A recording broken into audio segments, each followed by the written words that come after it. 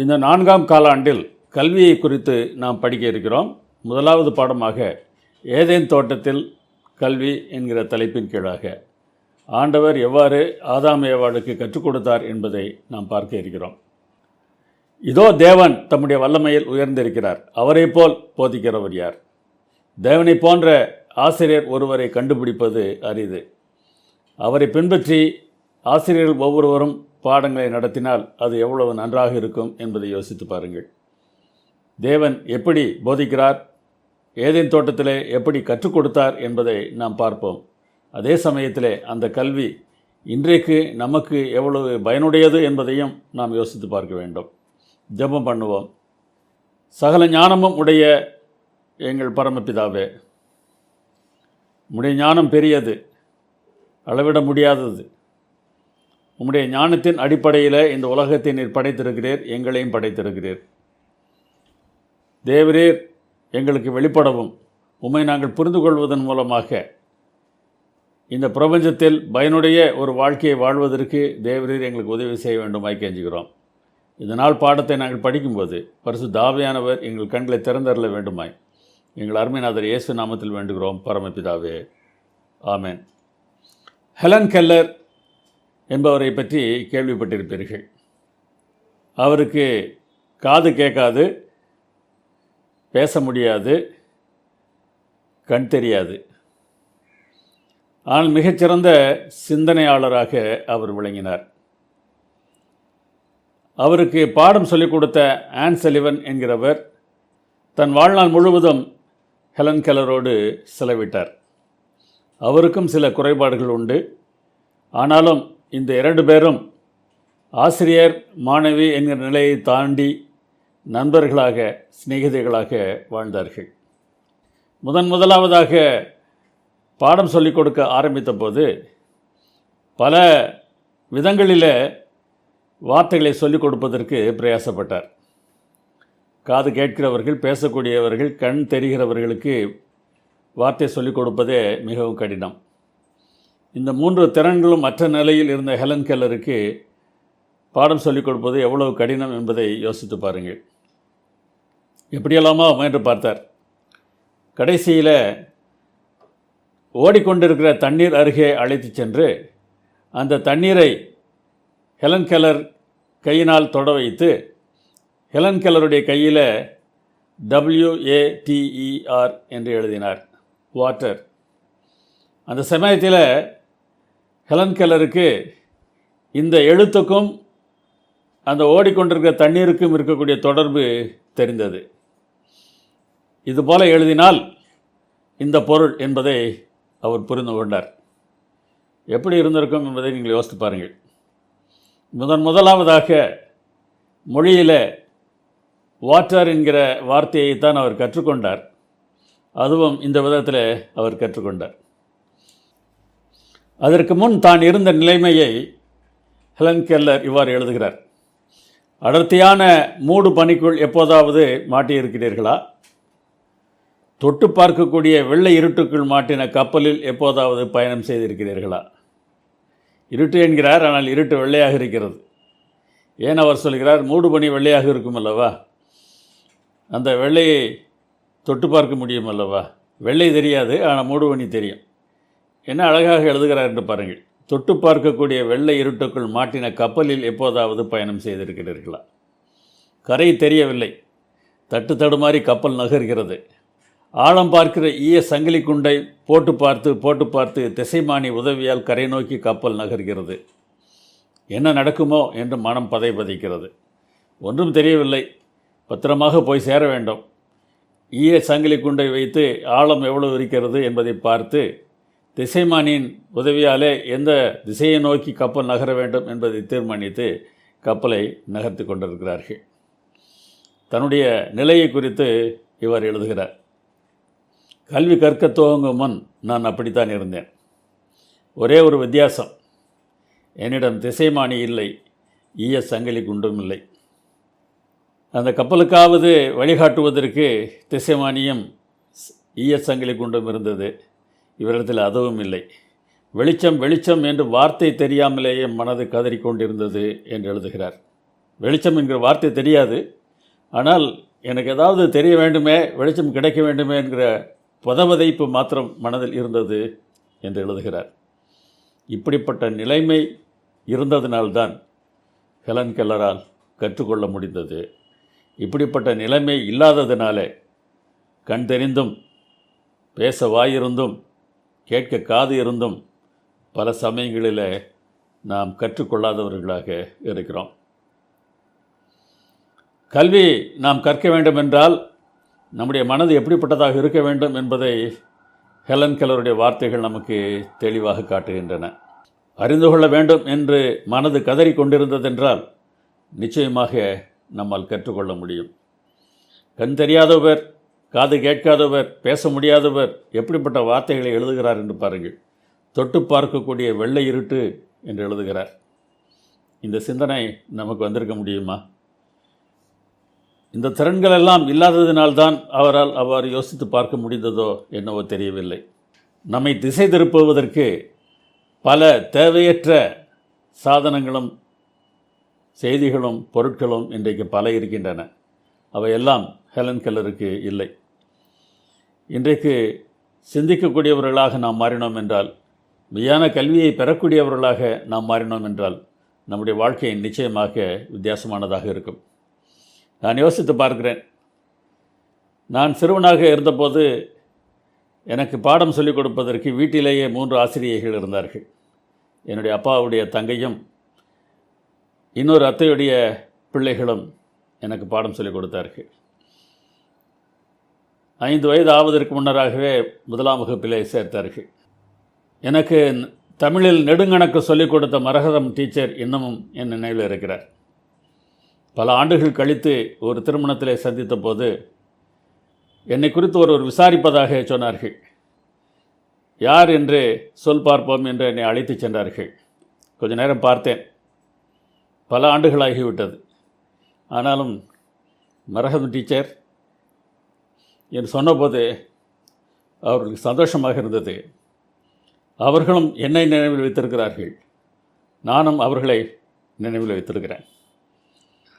கணக்கு படிக்க வேண்டும் என்றால் சித்தித்தாக வேண்டும் என்று என்னை திசை திருப்பிய கிங்ஸ்பரி மிஸ்ஸை நான் மறக்க முடியாது.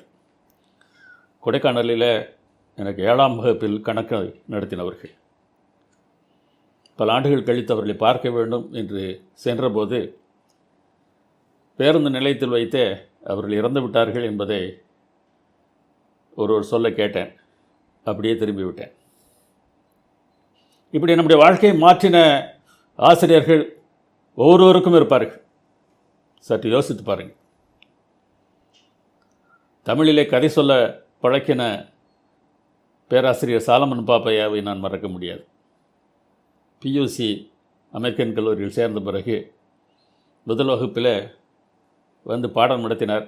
ஏதோ கதை சொல்வது போல் தெரிந்தது.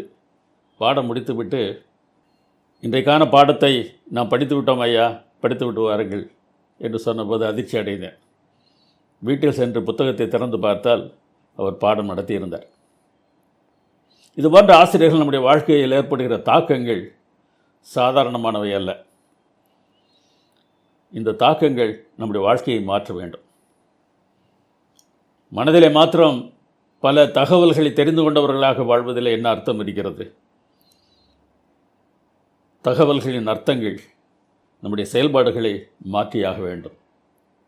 அப்படிப்பட்ட மாற்றத்தை செய்யக்கூடிய ஒரு கல்வியை குறித்து, அந்த கல்வி எப்படிப்பட்ட மாற்றத்தை விரும்புகிறது என்பதை குறித்து வேதாகமம் சொல்கிற கருத்துக்களை இந்த காலாண்டு முழுவதும் நாம் தியானிக்கப் போகிறோம்.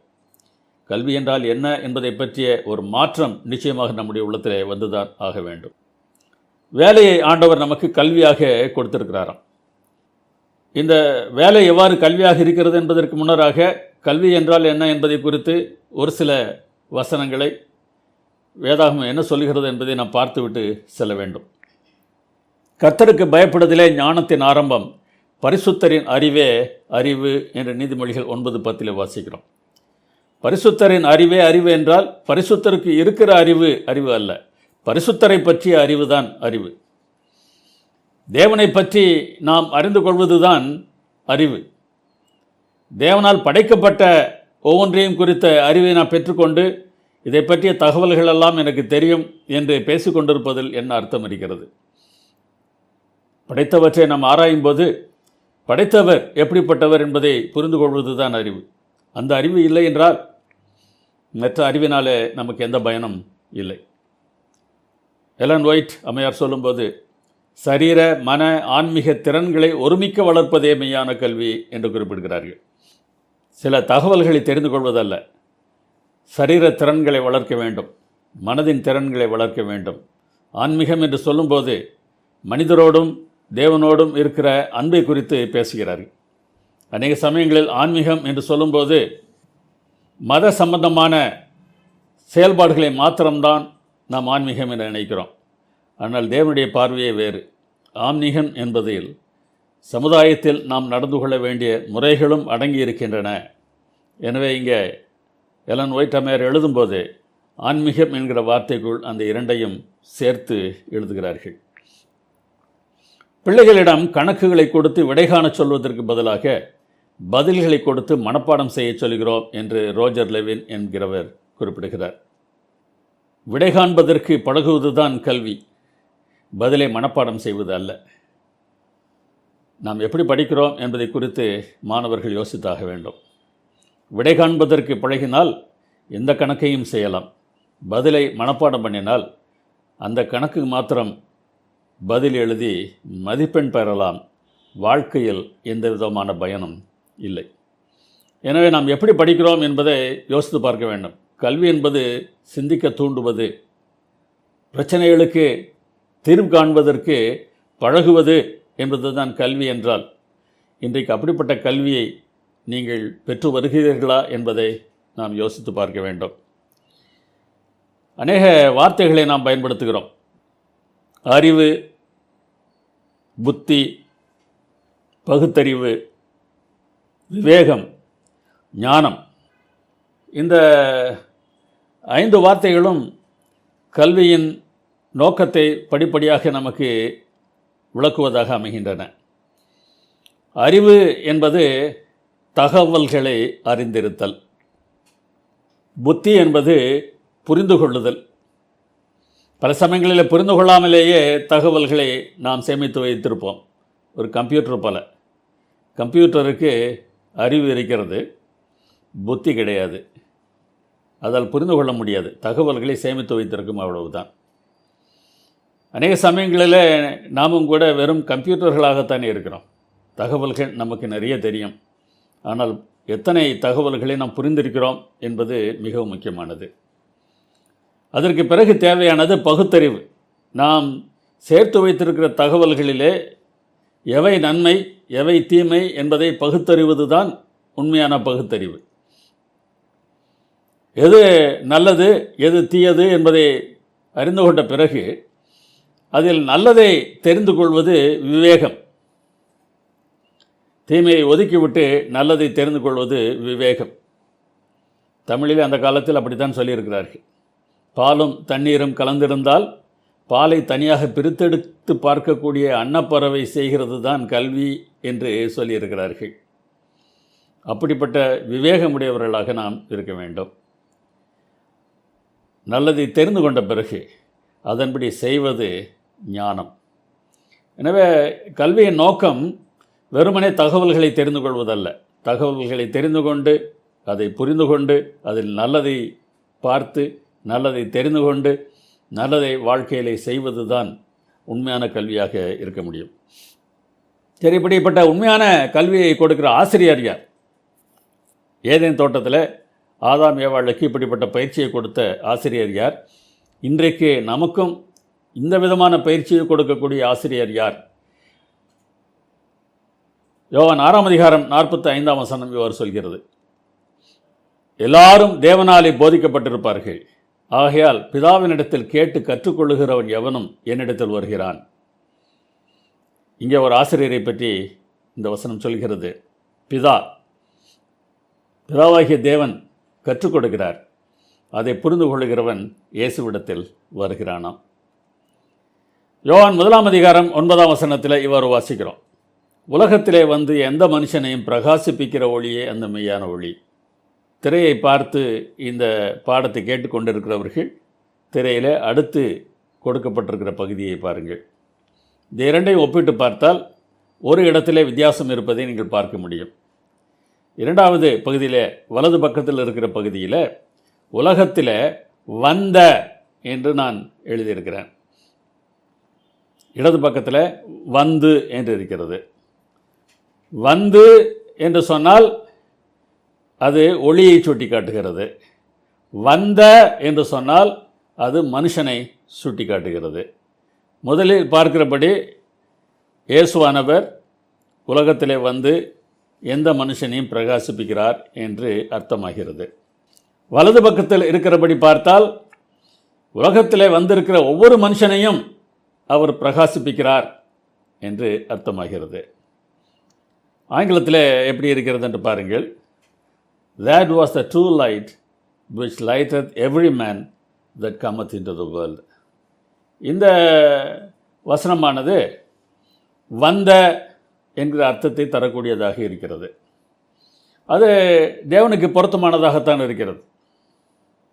ஏதோ ஒரு பகுதியில் இருக்கிற மக்களிடத்தில் மாத்திரம்தான் நான் பேசுவேன், மற்றவரிடத்தில் நான் பேச மாட்டேன், மற்றவர்களுக்கு ஒன்றும் சொல்லித்தர மாட்டேன் என்று இந்த ஆண்டவர் இருந்திருப்பார் என்றால் அவர் எப்படி சர்வலோகத்தின் தேவன் என்று சொல்ல முடியும்? எல்லோரையும் அவர் படைத்தார் என்று எப்படி சொல்ல முடியும்? ஒரு சிலரிடத்தில் மாத்திரம்தான் அன்புடையவராக அவர் இருக்கிறார் என்றால் அவர் எல்லாரிடத்திலும் அன்புள்ளவர் என்று எப்படி சொல்ல முடியும்? தேவன் அன்பு என்று எப்படி நாம் பேச முடியும்? பிதாவானவர் சொல்லிக் கொடுப்பது போல இயேசு கிறிஸ்துவும் எல்லோரையும் பிரகாசிப்பிக்கிறார் என்று இந்த வார்த்தை நமக்கு காட்டுகிறது. 1 யோவான் 2:27 இன்னொரு தகவலை நமக்கு தருகிறது. நீங்கள் அவரால் பெற்ற அபிஷேகம் உங்களில் நிலைத்திருக்கிறது, ஒருவரும் உங்களுக்கு போதிக்க வேண்டுவது இல்லை. அந்த அபிஷேகம் சகலத்தையும் குறித்து உங்களுக்கு போதிக்கிறது. அது சத்தியமாயிருக்கிறது, பொய்யல்ல. அது உங்களுக்கு போதித்தபடியே அவரில் நிலைத்திருப்பீர்களாக. இங்கேயும் கற்பதின்படி நாம் நடக்க வேண்டும் என்று சொல்லப்படுவதை நாம் அறிந்து கொள்ள வேண்டும். ஆனால் இந்த வசனத்தை நாம் பார்ப்பதற்கு இன்னொரு நோக்கம் இருக்கிறது. ஆவியானவரும் போதிக்கிறார்.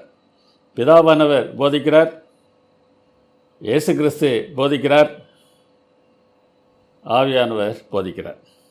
பிதாவானவர் எல்லோருக்கும் போதிக்கிறார். அதை கற்றுக்கொள்ளுகிறவன் இயேசுவிடத்தில் வருகிறான். அதே சமயத்தில் எல்லா மனுஷர்களையும் பிரகாசிப்பதற்கு இயேசுவானவரும் முயற்சி எடுக்கிறார். பரிசுத்த ஆவியானவரும் அதே செய்கிறார்.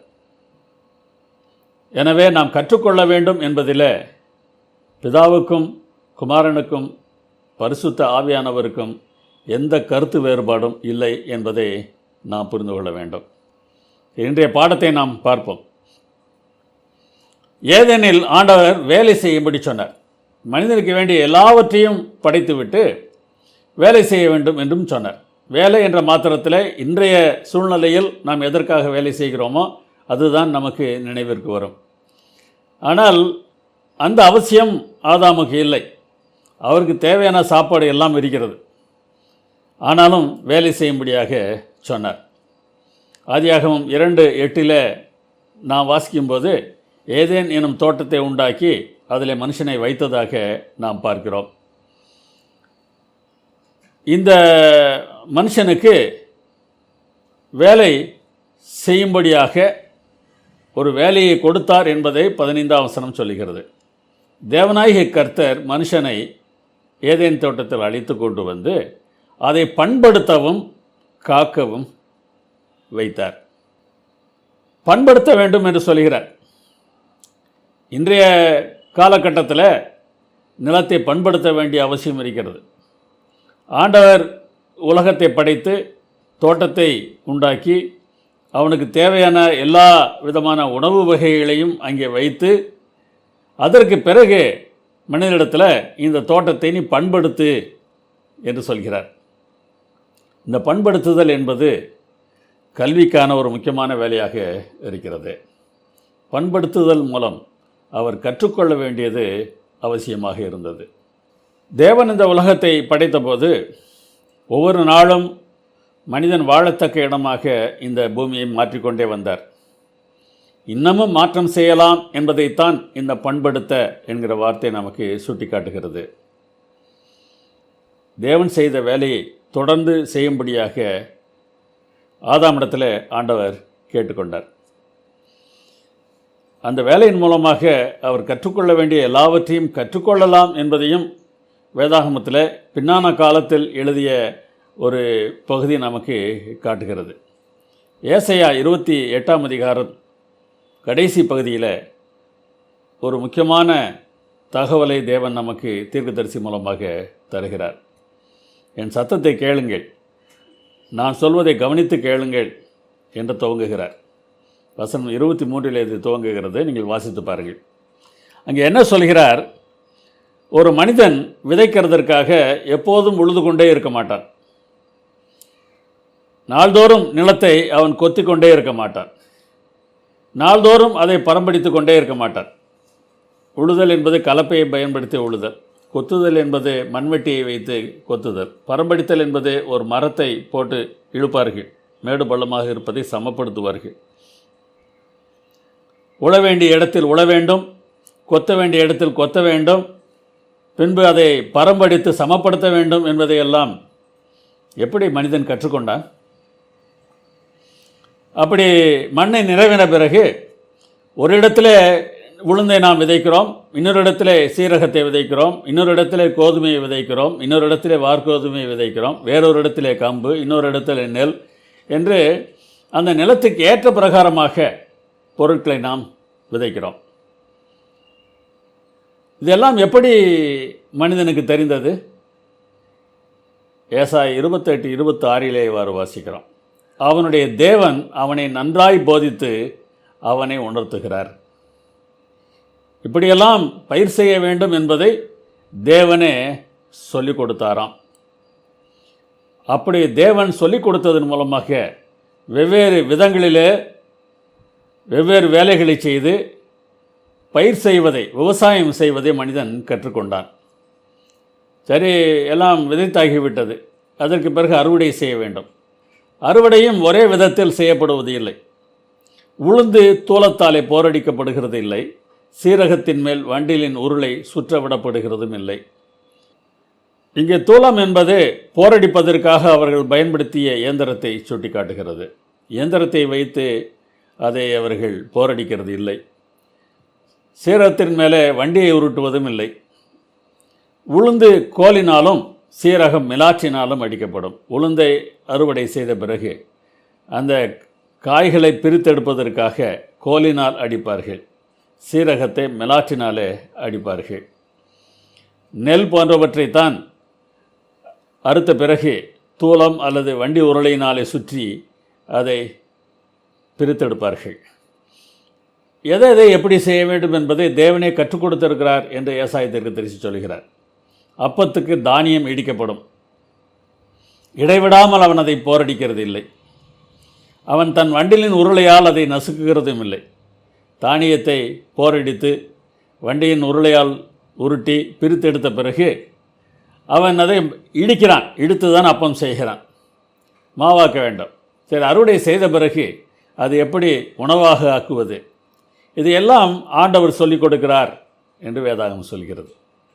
இன்றைக்கு ஆண்டவர் எவ்வாறு வித்தியாசமாக சொல்லிக் கொடுக்கிறாரோ அதே போல்தான் அந்த காலத்திலும் சொல்லிக் கொடுத்திருக்கிறார்.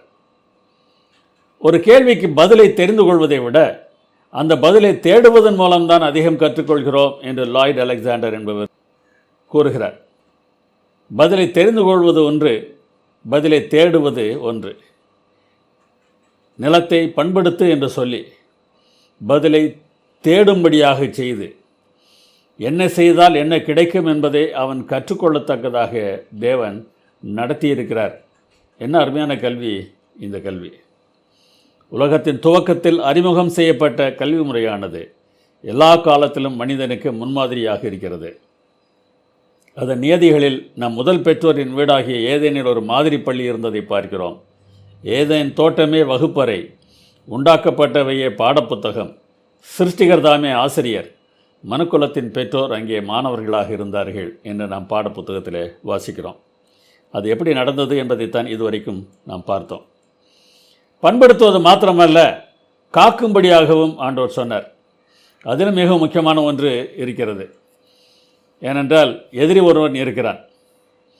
காத்தல் என்பது இன்றைக்கு நம்முடைய தோட்டங்களை ஆடு மாடுகளில் அல்லது வேறு மிருகங்களிடமிருந்து பாதுகாப்பது போன்றது அல்ல. வேறே ஒருவன் உள்ளே வருவதற்கு காத்திருந்தான். அவனை இப்போது நாம் சாத்தான் என்னும் பிசாசு என்றும் அழைக்கிறோம். அவனை பற்றியும் அவர் சொல்லிக் கொடுத்திருந்திருப்பார் என்று நமக்கு தெரிகிறது.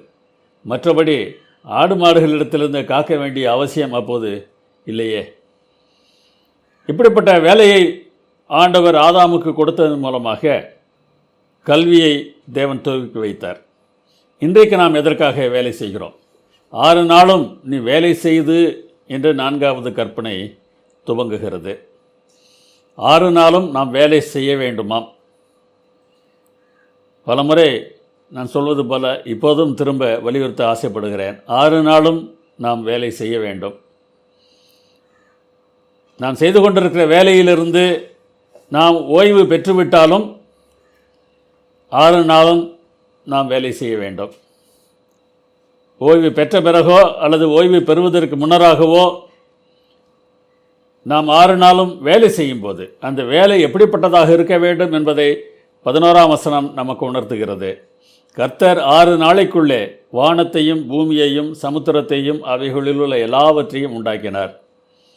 எனவே இந்த 6 நாளைக்குள்ளாக இந்த பூமியில் தேவன் எப்படிப்பட்ட மாற்றங்களை உண்டு பண்ணினாரோ அதுபோன்ற ஒரு மாற்றத்தை உண்டு பண்ணுகிற வேலையை நாம் 6 நாளும் செய்தாக வேண்டும். ஓய்வு நாள் கற்பனையானது 7வது நாளிலே ஓய்ந்திரு என்று சொல்கிற கற்பனை மாத்திரமல்ல, 6 நாளும் வேலை செய்ய வேண்டும் என்று சொல்கிற கற்பனையாகும். நாம் செய்கிற வேலை எதுவாக இருந்தாலும் அந்த வேலை மற்றவர்களுக்கு பிரயோஜனம் உண்டாக தகுந்த விதத்தில் நாம் செய்கிறோமா என்று யோசித்து பாருங்கள். அதற்கு நிச்சயமாக ஆண்டவர் உதவி செய்வார். நான் ஒரு ஆசிரியராக இருக்கிறேன் என்றால் என்னுடைய மாணவர்கள் விளங்கிக் கொள்வதற்கு நான் எப்படிப்பட்ட ஆயத்தம் செய்கிறேன் என்பதை பாருங்கள். மாணவன் நன்றாக விளங்கிக் கொள்ள வேண்டும் என்றால் ஆசிரியர் நிறைய நேரம் வேலை செய்ய வேண்டும். ஆசிரியர் கொஞ்ச நேரம் வேலை செய்தால் மாணவன் விளங்கிக் கொள்வதற்கு அதிக நேரம் எடுக்க வேண்டியது இருக்கும். ஒரு ஆசிரியராக நாம் எப்படி வேலை செய்கிறோம் என்பதை யோசித்து பாருங்கள். ஒரு போதகராக நாம் எப்படி வேலை செய்கிறோம்? நம்முடைய விசுவாசிகளுக்கு தேவையானவற்றை ஆயத்தம் செய்வதற்கு எவ்வளவு நேரம் எடுத்துக்கொள்கிறோம்? நல்ல போதகர் என்கிற பெயரை எடுத்துக்கொள்வதற்காக அல்ல, அந்த விசுவாசிகளின் நன்மைக்காக, அவர்கள் பயன்பெறுவதற்காக, அவர்களுக்கு தேவையானவற்றை எந்த விதத்தில் நாம் ஆயத்தம் செய்கிறோம் என்பதை யோசித்து பாருங்கள். உண்மையிலேயே நாம் ஆயத்தம் செய்தால் தேவன் நமக்கு உதவுவதற்கு ஆயத்தமாக இருக்கிறார். ஒரு அதிகாரியாக அல்லது ஒரு அலுவலராக நாம் எங்கே வேலை செய்தாலும், அது பொது நிறுவனமாக இருக்கலாம், தனியார் நிறுவனமாக இருக்கலாம், நம்முடைய வேலை எந்த வேலையாக இருந்தாலும் அந்த வேலையை நாம் எப்படி செய்கிறோம் என்று யோசித்து பாருங்கள். ஒரு முதலாளியாக இருந்தால் நாம் உற்பத்தி செய்கிற அல்லது நாம் கொடுக்கிற சேவை எந்த விதத்தில் மக்களுக்கு பிரயோஜனமாக இருக்கிறது என்பதை யோசித்து பாருங்கள். அப்படி வேலை செய்கிறவர்கள் தான் 6 நாளும் வேலை செய்கிறவர்கள். தேவன் வேலை செய்தது போல வேலை செய்கிறவர்கள். சிருஷ்டிப்புக்கும் மீட்புக்கும் அடிப்படையாக இருந்த அன்புதான் மெய்யான கல்விக்கும் அடிப்படையாக இருக்கிறது. நம்முடைய வேலை நாம் கற்றுக்கொள்வதற்கான ஒரு அமைப்பு என்கிற எண்ணம் இருக்கும் என்றால் இந்த கல்விக்கு அடிப்படை அன்பாகத்தான் இருக்க வேண்டும். வாழ்க்கையின் வழிகாட்டியாக தேவன் கொடுத்துள்ள கட்டளை இதை தெளிவாக்குகிறது. உன் தேவனாகிய கர்த்தரிடத்தில் உன் முழு இருதயத்தோடும், உன் முழு ஆத்துமாவோடும், உன் முழு பலத்தோடும், உன் முழு சிந்தையோடும் அன்பு கூறுவாயாக என்று ஆண்டவர் சொன்னார். ஆம், இந்த அன்பின் அடிப்படையில் நம்முடைய வேலை அமைய வேண்டும். என்னுடைய மேலதிகாரி சரியில்லை,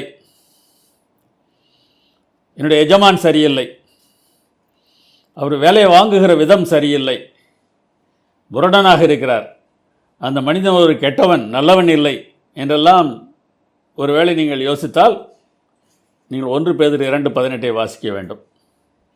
அங்கே வேலைக்காரர்களுக்கு ஆலோசனை கொடுக்கும்போது ஆண்டவர் பேதுரு மூலமாக ஒரு அருமையான ஆலோசனையை சொல்லுகிறார். நல்லவர்களுக்கு மாத்திரம்தான் கீழ்ப்படித்திருக்க வேண்டும் என்று நினைக்காதீர்கள். சாந்த குணமுள்ளவர்களுக்கு மாத்திரம்தான் கீழ்ப்படிய வேண்டும் என்று யோசிக்காதிருங்கள். முரடர்களுக்கு கூட கீழ்ப்படிந்திருங்கள் என்று சொல்கிறார். அது எப்படிங்க என்று யோசிக்கிறீங்களா? அவர்கள் நம்மை பாவம் செய்ய சொன்னால் பாவம் செய்ய வேண்டாம், எதிர்த்து நிற்கலாம். மற்றபடி வேலை வாங்கும்போது அவர்கள் என்ன வேலை சொன்னாலும் அதை நீங்கள் செய்யுங்கள். ஒருவேளை நீங்கள் இப்படி யோசிக்கலாம், செய்கிற வேலைக்கு கூலி தருவதும் இல்லை, வேலை மாத்திரம் அதிகமாக வாங்குகிறார்கள் என்று யோசிக்கிறீர்களா? யாக்கோபு இதை பற்றி பேசுகிறார். வேலைக்காரருக்கு கூலி கொடுக்காமல் வேலை வாங்கி அவர்களை கஷ்டப்படுத்தக்கூடிய தன்மை பல முதலாளிகளிடத்தில் இருப்பதினாலே அதை கண்டித்து பேசும்போது அவர் என்ன சொல்லுகிறார்? இப்படி கூலி சரியாக பெறாமல் கஷ்டப்படுகிறவருடைய கூக்குரல் சேனைகளுடைய கர்த்தரின் செவிகளில் படுகிறது என்று சொல்கிறார்.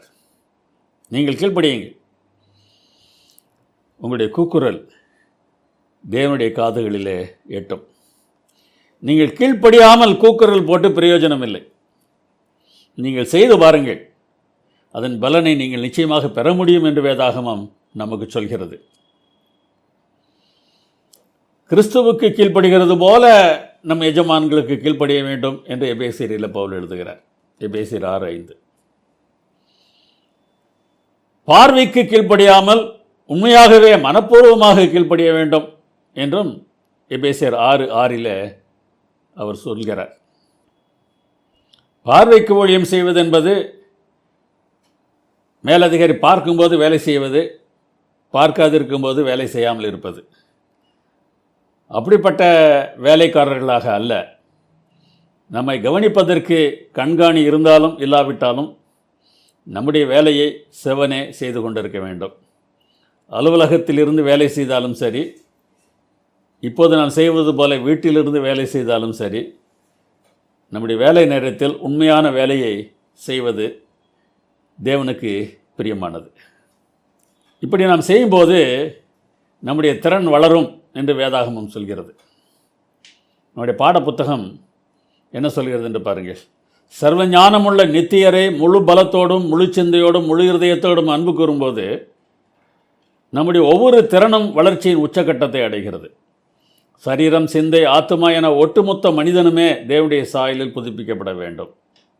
இந்த தேவனுடைய சாயல் என்பது தேவனுடைய சிருஷ்டிப்பு தன்மையும் சுட்டி காட்டுகிறது. நம்மேல் வைத்த அன்பினாலே அவர் எவ்வாறு ஒரு அருமையான உலகத்தை நமக்காக உண்டு பண்ணினாரோ, அதுபோல இந்த பாவ உலகத்தில் நம்மால் முடிந்தவரை நம்முடைய சுற்றுப்புறத்தை, நம்மை சுற்றி இருக்கிற மக்களை ஆசீர்வாதமாக மாற்றுவதற்கு, அவர்களுக்கு ஆசீர்வாதம் தருவதற்கு நாம் வேலை செய்யும்போது நம்முடைய திறன் ஒவ்வொன்றும் வளர்ந்து உச்சக்கட்டத்தை அடைகிறது. நாம் வேலை செய்கிறது சம்பளத்திற்காக அல்ல, மற்றவர்களுக்காக என்று அன்பின் அடிப்படையில் இருக்கும் என்றால் நம்முடைய திறன்கள் வளர்ந்து உச்சக்கட்டத்தை அடையும். அப்போது என்ன நடக்குமாம்? எபேசியர் 6:7 பவுல் சொல்கிறார், அவனவன் செய்கிற நன்மையின்படியே கர்த்தரிடத்தில் பலனை அடைவான் என்று அறிந்து நல்மனதோடு கர்த்தருக்கென்று ஊழியம் செய்யுங்கள் என்கிறார். நீ அடிமையோ சுயாதீனம் உள்ளவனோ, நீ வேலைக்காரனோ எஜமானோ யாராக இருந்தாலும் நன்மை செய்வதற்காக நாம் வேலை செய்தால் கர்த்தர் நமக்கு பலனை தருவார். மனுஷன் அல்ல, கர்த்தர் நமக்கு பலனை தருவார் என்கிற அடிப்படையில் வேலை செய்யும்போது நம்முடைய திறன்கள் வளர்கின்றன. அந்த வளர்ச்சி நம்முடைய வாழ்க்கையையும் மாற்றி போடும். என்ன அருமையான ஒரு திட்டத்தை தேவன் நமக்காக வைத்திருக்கிறார் என்று பாருங்கள். ஒவ்வொரு நாளும், ஒவ்வொரு நிமிடமும், ஏன் ஒவ்வொரு வினாடியும் நாம் வளர்ந்து கொண்டே இருக்கலாம். அப்படிப்பட்ட ஒரு கல்வி முறையை தேவன் நமக்கு அமைத்து வைத்திருக்கிறார். நம்முடைய வேலையை நாம் பார்க்கிற விதம் மாறும் என்றால் நிச்சயமாக ஒரு பெரிய மாற்றம் நம் மூலமாக இந்த சமுதாயத்தில் ஏற்பட முடியும். தேவன் அதை நம் மூலமாக செய்ய வேண்டும் என்று ஆசைப்படுகிறார். எங்கே சொல்லுவோமா? தேவன் நல்லவர். எல்லா காலங்களிலும் எல்லா சூழ்நிலைகளிலும் என்ன நேரிட்டாலும் தேவன் நல்லவர், நான் அதற்கு சாட்சி. அப்படிப்பட்ட ஒரு எண்ணம் நமக்கு எப்போதும் இருக்க வேண்டும்.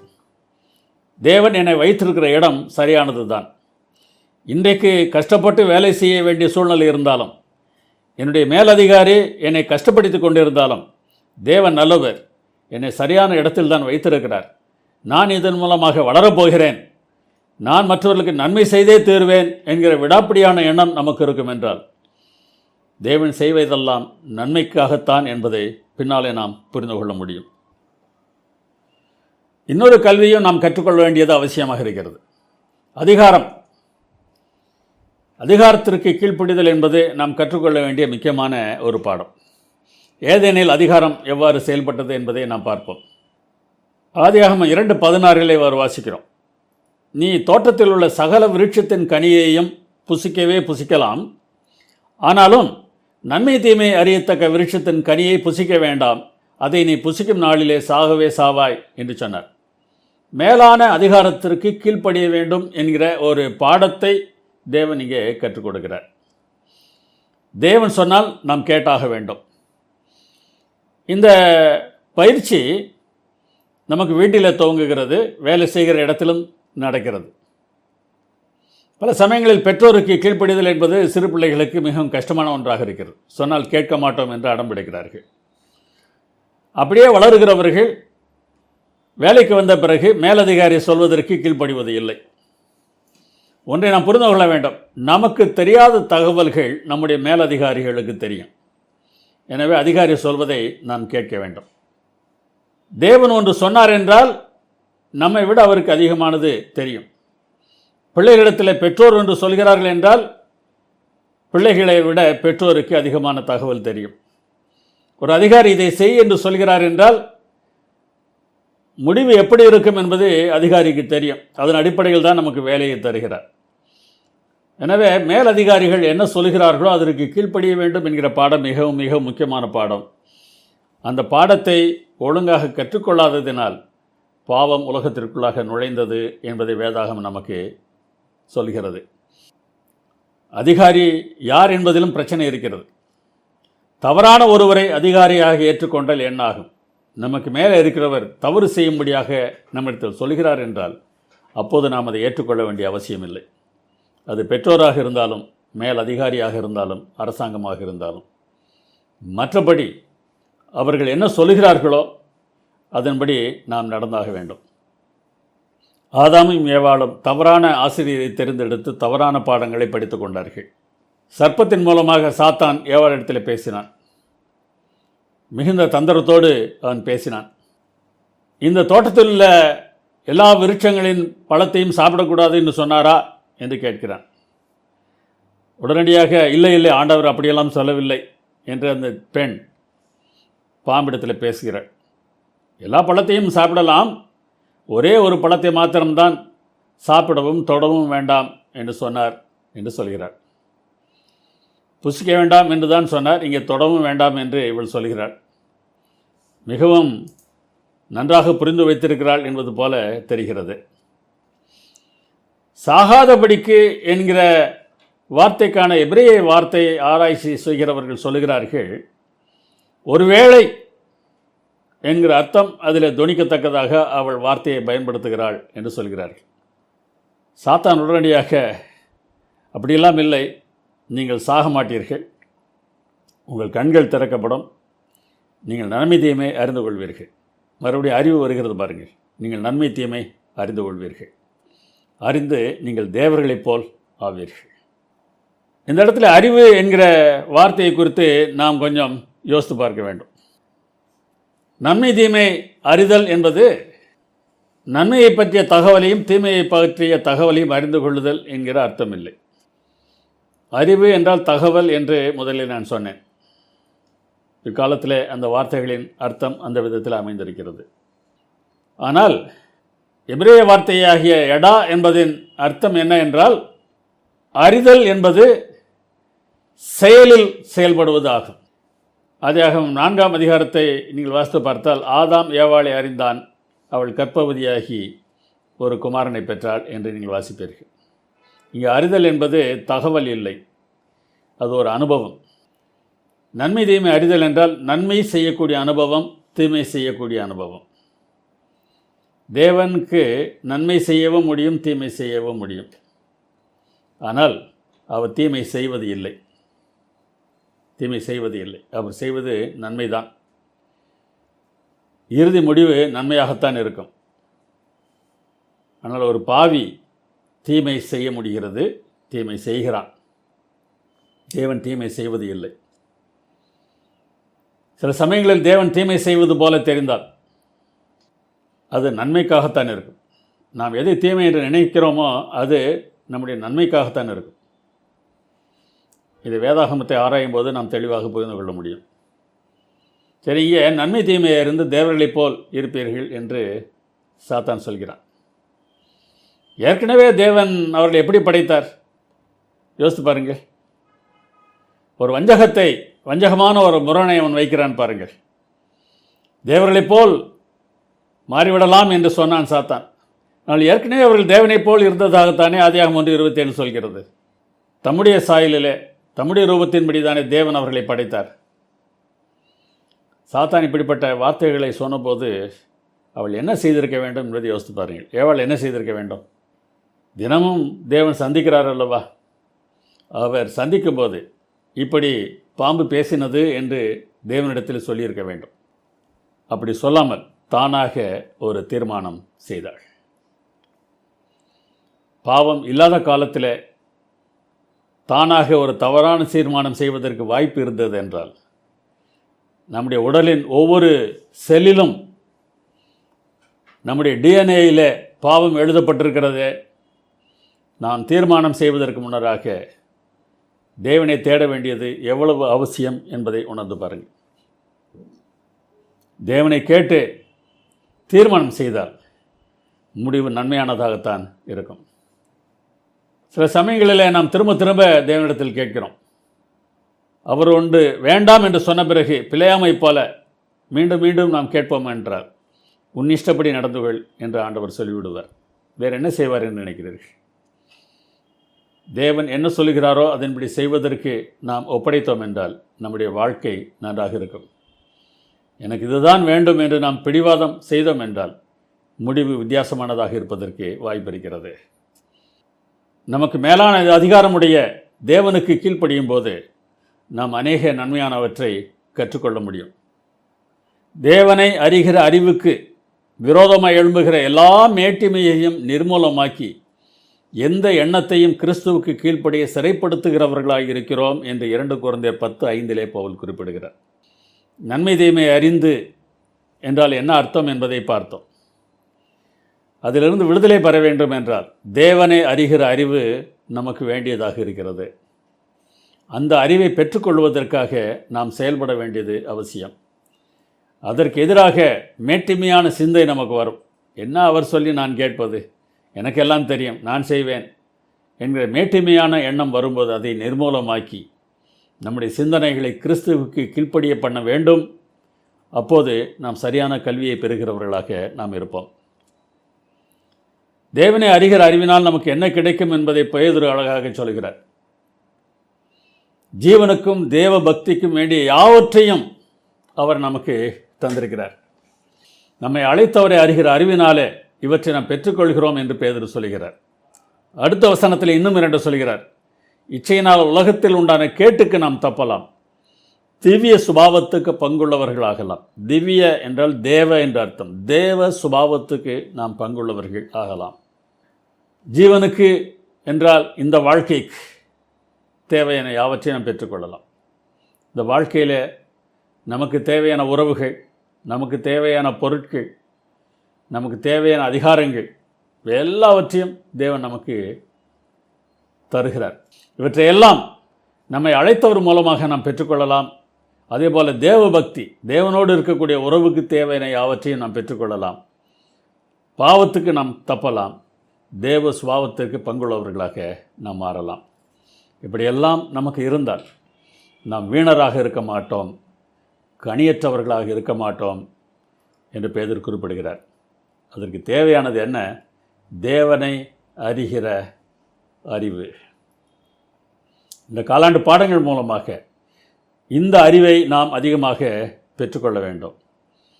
நாம் எப்போது வீணரும் கனியற்றவர்களாக இருக்க மாட்டோமாம்? 8 தன்மைகளை பேதுரு குறிப்பிடுகிறார்.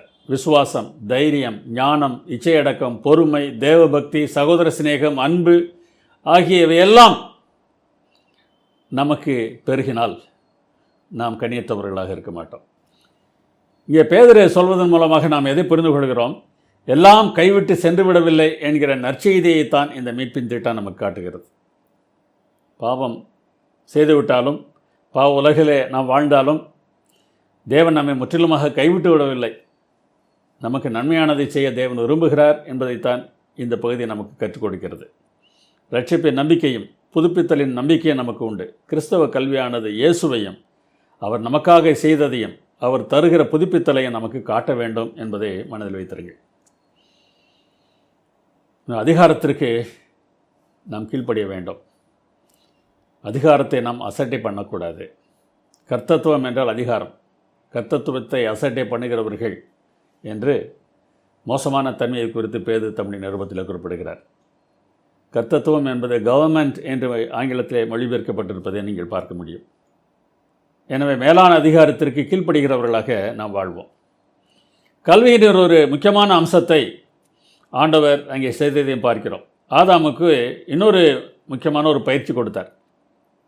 ஏதேனும் அவர் கொடுத்த பயிற்சி என்ன என்பதை பாருங்கள். பில் பியட்டி என்கிறவர் சொல்லும்போது என்ன சொல்கிறார்? என்ன யோசிக்க வேண்டும் என்று சொல்வதை விட எப்படி யோசிக்க வேண்டும் என்று கற்றுக் கொடுக்க வேண்டும்.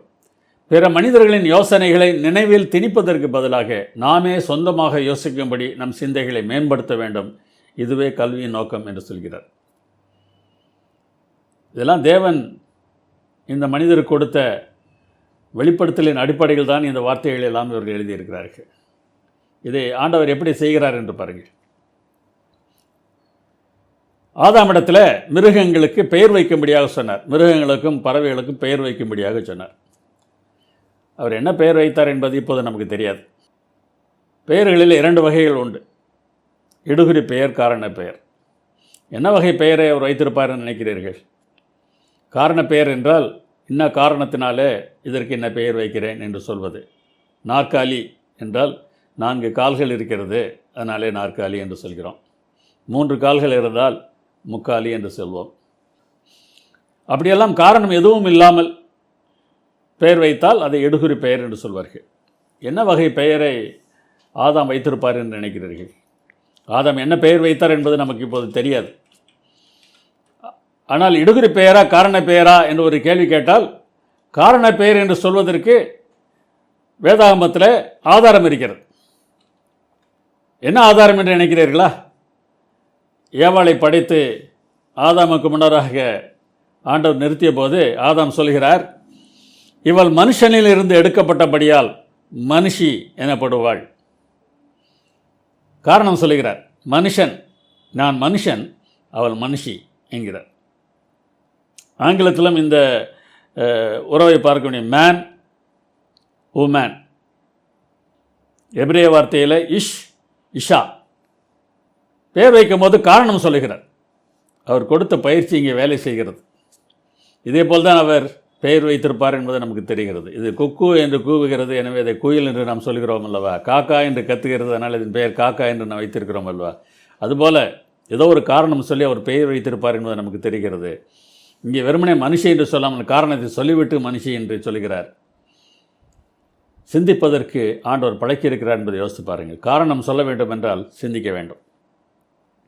மனிதனுக்கு ஆண்டவர் கொடுத்த முதல் பயிற்சி சிந்திப்பது தான்.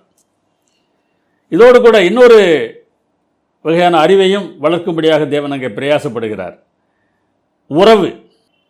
அறிதல் என்பது உறவுக்கு தேவையான ஒன்று. ஏற்கனவே எடா என்கிற வார்த்தையை சொன்னேன் அல்லவா. எடா என்றால் அறிதல் என்று மொழிபெயர்த்திருக்கிறான்னு சொன்னான் அல்லவா.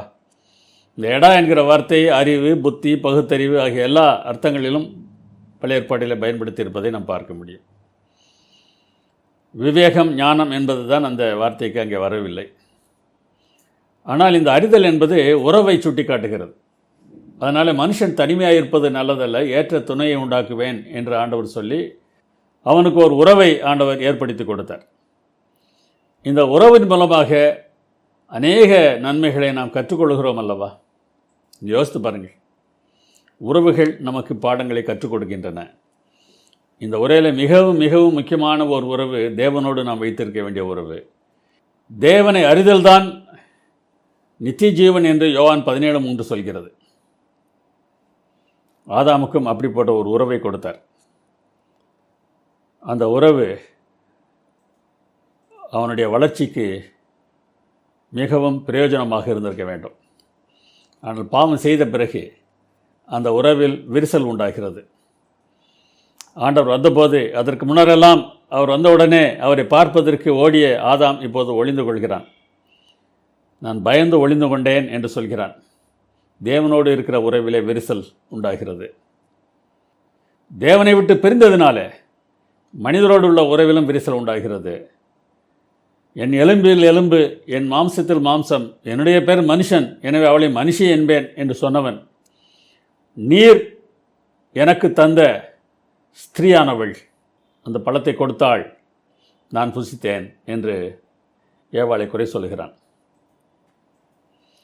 பாவம் உள்ளே நுழையும் போது உறவில் விரிசல் உண்டாகிறது. மெய்யான கல்வி உறவில் வளர வேண்டும். உறவில் விரிசல் உண்டாகிறது என்றால் அது பாவத்தின் விளைவு. உறவு வளர வேண்டும் என்றால் பாவத்தை விட்டுவிட்டு மெய்யான கல்விக்கு நாம் வந்தாக வேண்டும். அந்த விரிசலை சரி பண்ணுவதற்கு நாம் என்ன செய்ய வேண்டுமாம்? கொலோசியர் 3:10 பவுல் சொல்கிறார், தன்னை சிருஷ்டித்தவருடைய சாயலுக்கு ஒப்பாய் பூரண அறிவடையும்படி புதிதாக்கப்பட்ட புதிய மனுஷனை தரித்து கொண்டிருக்கிறீர்களே. பூரண அறிவு, மெய்யான கல்வி அடையும் போது நம்மை சிருஷ்டித்தவருடைய சாயலுக்கு ஒப்பாக நாம் மாற ஆரம்பிப்போம். புதிய மனுஷனாக நாம் மாறுவோம். இன்றைக்கு சில கல்வி சிந்தனையாளர்கள் கல்வி என்ன என்று சொல்லும்போது அதை நடத்தையில் ஏற்படுகிற மாற்றம் என்று சொல்லுகிறார்கள். எஜுகேஷன் இஸ் பிஹேவியரல் மாடிஃபிகேஷன் என்று சொல்கிறார்கள். நடத்தையில் ஏற்படுகிற மாற்றம்தான் கல்வியாக இருக்க முடியும். அப்படிப்பட்ட மாற்றம் தேவனை அறிகிற அறிவினாலே நமக்கு கிடைக்கும் என்று வேதாகமம் சொல்கிறது. அதுதான் மெய்யான கல்வியாக இருக்க முடியும். மெய்யான கல்வி மெய்யான ஞானத்திற்கு, அதாவது கிறிஸ்துவை குறித்த ஞானத்திற்கு வழிநடத்துகிறது. அதனால் நாம் அவரை போல மாறி அவரை பற்றிய ஞானத்தை மற்றவர்களோடு நாம் பகிர்ந்து கொள்ளலாம். செய்வோமா? வேலைக்கும் கல்விக்கும் இருக்கிற தொடர்பை நாம் பார்த்தோம். அதிகாரத்திற்கும் கல்விக்கும் இருக்கிற தொடர்பை பார்த்தோம். சிந்தித்தலுக்கும் கல்விக்கும் இருக்கிற தொடர்பை நாம் பார்த்தோம். நம்முடைய வேலை மற்றவர்கள் மேல் நாம் வைத்திருக்கிற அன்பினால் விளைகிறதாக இருக்க வேண்டும். மேலான அதிகாரத்திற்கு கீழ்ப்படிவதற்கு நாம் கற்றுக்கொள்ள வேண்டும். சிந்தித்தலின் அடிப்படையில் நம்முடைய கல்வி இருக்க வேண்டும். இப்படிப்பட்டதை நாம் கற்றுக்கொண்டிருக்கிறோம் என்றால் இயேசுவின் சாயலை அடைவதற்கு நாம் முயல வேண்டும். அதற்கான கல்வியை பெறுவதுதான் கல்வி என்பதை மறந்துவிடக்கூடாது. அறிவு என்பது ஓர் உறவு, அனுபவம், புதிய மனுஷனாக மாறுவது.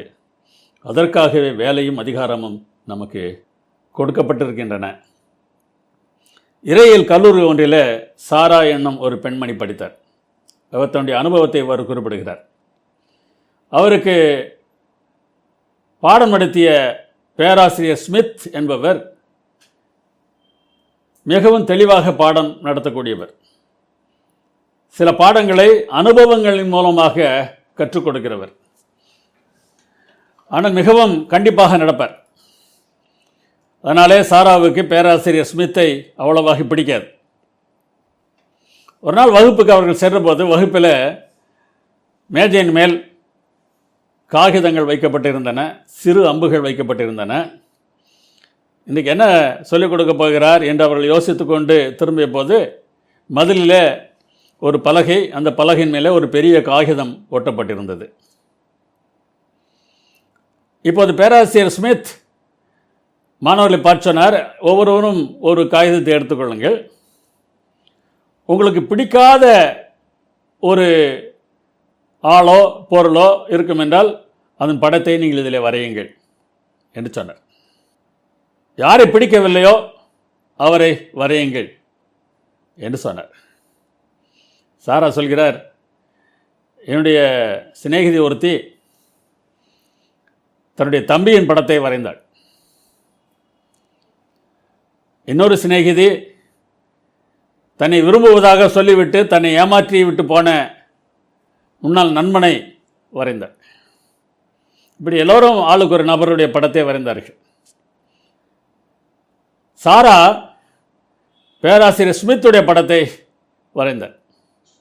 மிகவும் தெளிவாக முகத்தில் ஒரு மச்சம் இருக்குமாம். அந்த மச்சம், முகத்தில் இருக்கக்கூடிய வளைவுகள், நெளிவு சொலிவுகள் எல்லாவற்றையும் வரைந்தார். இப்போது பேராசிரியர் ஸ்மித் சொன்னார், நீங்கள் வரைந்த படங்களை எல்லாம் அந்த மதிலில் இருக்கக்கூடிய காகிதத்தின் மேலே ஒட்டுங்கள். அதற்கு பிறகு இந்த சிறு அம்புகள் இருக்கிறதாலோ அந்த அம்புகளை எடுத்து நேராக நீங்கள் வரைந்திருக்க படத்தின் மேலே எரியுங்கள் என்று சொன்னார். சாரா சொல்ல, எனக்கு மிகவும் சந்தோஷமாக இருக்கிறது. இன்றைக்கி இந்த ஆளுடைய முகத்தை நன்றாக கிழித்து விட வேண்டும், குத்தி தீர்த்து விட வேண்டும் என்று தான் தீர்மானம் செய்து கொண்டதாக குறிப்பிடுகிறார். எல்லோரும் வரிசையாக நின்று அம்புகளை எய்தார்கள். நிறைய பேர் அம்புகளை எய்து விட்டார்கள். சாராவுடைய இடம் வந்தபோது பேராசிரியர் ஸ்மித், சரி போதும் நின்று விடுங்கள், இப்போ எல்லாரும் போய் உட்காருங்கள் என்று சொல்லிவிட்டாராம். சாராவுக்கு மிகுந்த வருத்தமாக இருந்ததாம். ஐயோ, இந்த ஆளுடைய முகத்தை கிழிக்க வேண்டும் என்று ஆசைப்பட்டேன், இப்படி பண்ணிவிட்டாரே என்று நினைத்து கொண்டே போய் அவருடைய இடத்துல உட்கார்ந்தார்கள். இப்போது பேராசிரியர் மதிலில் இருந்த காகிதத்தை பக்கத்தில் போய் அந்த காகிதத்தை அப்படியே கிழித்து எடுத்தார். அப்படி கிழித்து எடுத்தபோது பின்னாலே ஒரு முகம் இருந்தது. அது இயேசுவின் முகம். குத்தி கிழிக்கப்பட்டு நார் நாராக கிழிக்கப்பட்டது போல பலவிதமான ஓட்டைகளோடு கூட, ஏராளமான துவாரங்களோடு கூட அந்த படம் இருப்பதை காண்பித்துவிட்டு அவர் ஒரு வசனம் வாசித்தார். மிகவும் சிறியவராகிய என் சகோதரரான இவர்களில் ஒருவனுக்கு நீங்கள் எதை செய்தீர்களோ அதை எனக்கே செய்தீர்கள் என்று இயேசுவரன் சொன்ன வார்த்தையை வாசித்தார். அது நன்மையோ தீமையோ, மற்றவர்களுக்கு நாம் எதை செய்கிறோமோ அதை இயேசுவுக்கே செய்கிறோம். ஏனென்றால் நன்மை செய்யும்போது அவர் சந்தோஷப்படுகிறார், தீமை செய்யும்போது அவர் வேதனைப்படுகிறார். ஜெபம் பண்ணுவோமா? எங்கள் நல்ல பிதாவே, உம்முடைய முகத்தை கீறி கிழிக்காமல் இருப்பதற்கு எங்களுக்கு பலத்தை தாரும். உம்மை நேசிப்பது போல எங்களை நீர் நேசிக்கிறீர் என்பது எங்களுக்கு தெரியும். அந்த தன்மையை எங்களுக்கு தாரும். இயேசு நாமத்தில் கேட்கிறோம் பிதாவே, ஆமென்.